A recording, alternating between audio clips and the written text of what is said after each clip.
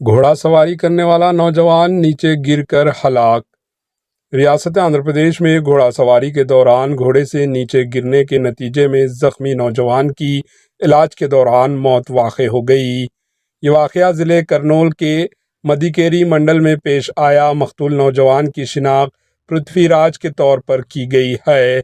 नौजवान के घोड़ा सवारी के दौरान गिरने के वाक़ये की वीडियो सोशल मीडिया पर वायरल हो गया, जिसमें देखा जा सकता है कि ये पुरजोश नौजवान तेजी से घोड़ा दौड़ा रहा था कि अचानक वो तवज़ुन खोकर गिर पड़ा। इसे इलाज के लिए अस्पताल ले जाया गया, जहां इलाज के दौरान इसकी मौत वाक़ हो गई। Bureau report, HN news.